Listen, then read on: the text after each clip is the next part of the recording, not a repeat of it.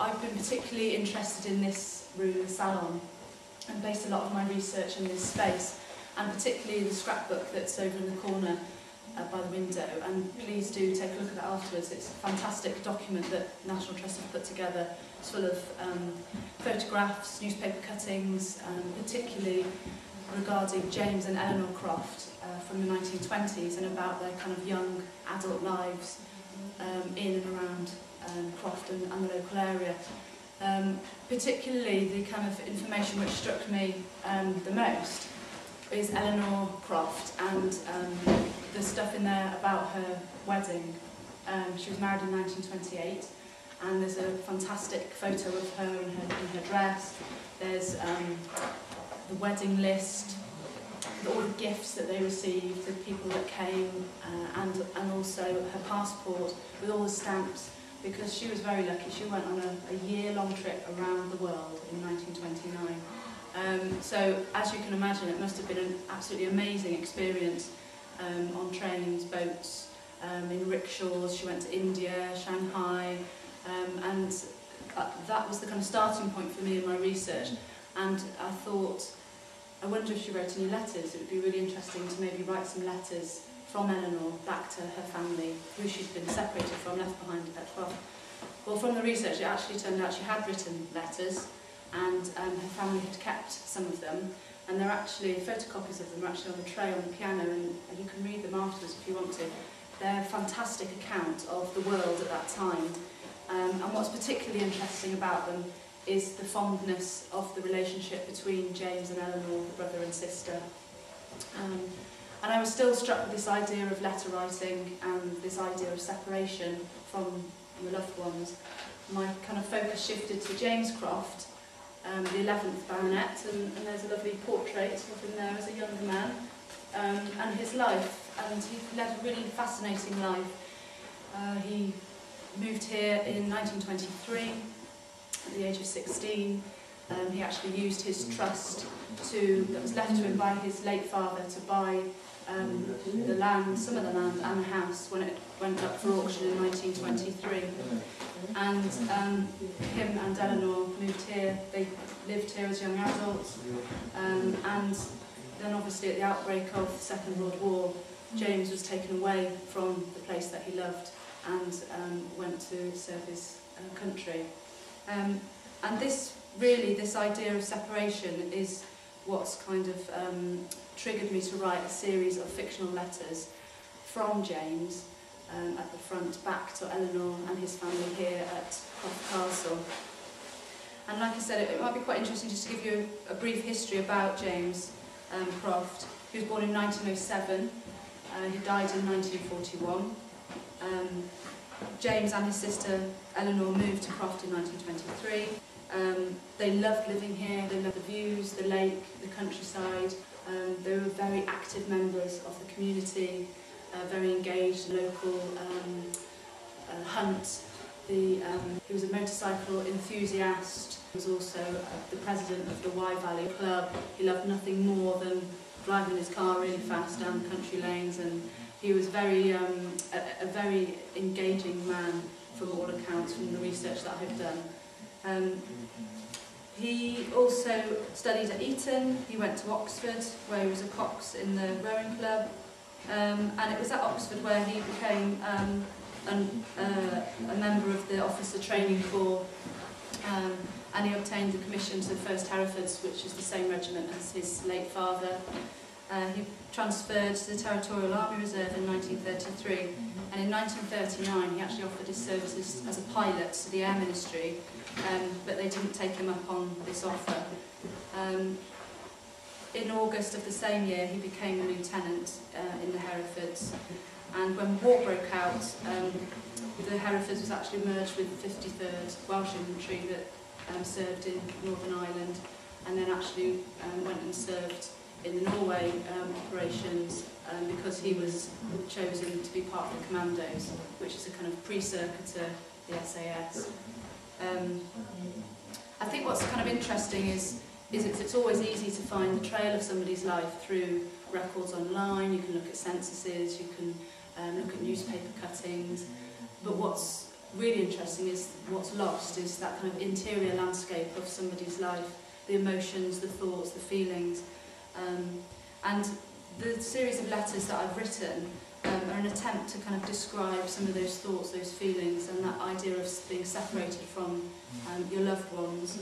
The letters that I've written are in the voice of James Croft to his sister, whilst he's on active service in Scotland and in Norway. So I'm just going to read you 4 of the letters that I've written.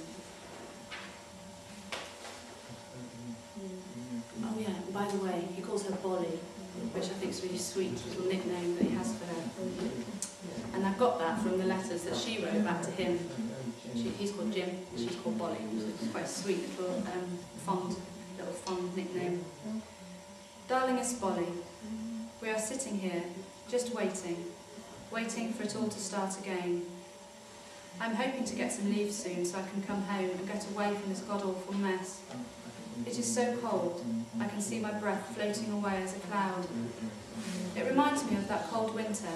Do you remember when we had to sleep with our clothes on to keep warm, and Cook knitted us those bed bonnets? We looked so funny. I wish I had that bonnet now. Anyway, I hope life is treating you well, and that everybody there is looking after you. Have you had any snow yet? I can still remember the beauty of the view from the parlour, looking out across the snowy fields, those snow-capped hills in the distance. Was that the same year as the bed bonnet? Oh gosh, I can't remember. They all seem to merge into one. We have a new arrival today, a ginger cat. She just appeared this morning looking for scraps. We didn't have much to give her. We think she might be pregnant, as she has rather a large belly. Nothing certain. She is a welcomed addition. It is rather nice to smooth her fur. Makes me think of home. Missing you.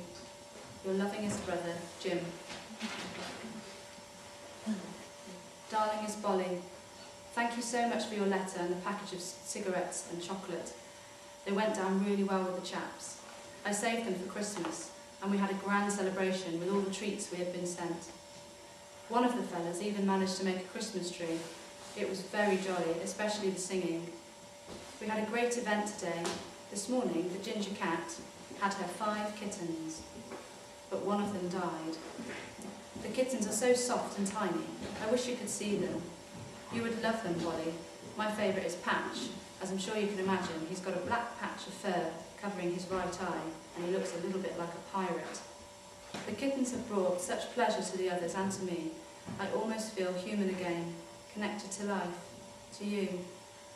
Sometimes I feel your presence so strongly, I can hear your voice. Oh, your pretty face smiling back at me across the dining table. I do hope you're safe and well, and please take care of yourself so all this waiting will have some meaning and we can share our lives again. I will write again soon, but meanwhile think of me and you out in the car, whizzing along the country lanes with the wind blowing through our hair. Do you remember how we laughed? With much love, your brother, Jim. My darlingest Bolly, I'm so sorry for the silence, but it has been difficult and busy here the last few weeks. Thank you very much for your letter. It sounded like you had a jolly good Yuletide. I loved hearing your tales of home and all the news from there. Life here is much the same as always. Dirty, exhausting, longing to be back home at Croft. The nights are getting colder. We have been issued with more long johns, thermal ones, which means wool. They are so itchy that I've had to stop wearing mine. We've also been given mittens, and the best yet, a balaclava. Although we look ridiculous, I know this will stop the chaps from getting ill, so I'm leading by example and I'm wearing mine. If you saw me, you would not stop laughing. Rations are running low. More cigarettes would be good for the others if you can get your hands on some. We seem to have plenty of chocolate, which keeps the chaps happy. It's funny the things we miss. Apples from the garden, lashings of butter on a crumpet in front of the fire. I miss Cook's beef stew. Gosh, I can almost smell it. Hopefully I'll be coming home soon. We are just waiting. I will let you know when I'm heading home. I can't wait. I know it's very wasteful, but I would love a bath filled with hot piping water. Sometimes I feel like I could scratch my skin off, it itches so much. I sometimes think about the wonderful feeling of my body as it slowly melts into the water, It seems like forever since I had one. Oh, and a hot flannel on your face. Delicious. I realise now the small things in life are the most pleasurable. A hot cup of tea, watching a bumblebee on a flower, the sun on your face. I'm trying to see the beauty in everything around me. It is hard sometimes, being where I am, very hard. But if you really look, it is always there. Yesterday, I woke in the middle of the night, and as I opened my eyes, I felt disorientated. I wasn't sure where I was. I just saw the moonlight as it lit up the night sky. It looked so beautiful, with the stars twinkling. They looked like a blanket of diamonds, and at that moment, I realised that you were under the same stars and moon, that we were joined by that same beam of light. It made me smile. It made me realise that we belonged to something much bigger than us, larger than life. It gave me hope. Look forward to coming home and seeing you all. Love, Jim. Darlingest Bolly. Thank you, darling, for the cigarettes. The chaps have enjoyed the extra ration. Still no news about coming home. Who knows when and if it will happen. It is a waiting game. Sometimes I do wonder about the pointlessness of this whole affair, this way of living in the moment, both terrified yet excited at the same time. The anticipation of the unknown. I'm not sure my nerves can cope with much more. Sometimes I wonder if life will ever be the same again. I fear not. We have all had to experience such a different way of existing without the ones we love around us, with the desperate feeling of wanting to see, feel, touch and smell the other world, and yet we are held at arm's length. I miss home, but I fear it will have changed beyond our memories, and that when I do return, that a sea of disappointment will surround us all, for it is not the same. We are not the same. Through our separateness we have drifted apart. Our lives have continued without each other. I feel I am living in the past of who we were, hanging on to a memory, a dream of our lives. Sorry to be so maudlin, darling Bolly, but I fear that I have stumbled into a fog. Don't worry about me. I will swim out and find the sunshine again. It's just a bad day. Looking forward to seeing you all again. Take care, dearest. Your brother, Jim. P.S. A soft, warm air drifted over us today. It lifted our spirits. Spring is just around the corner.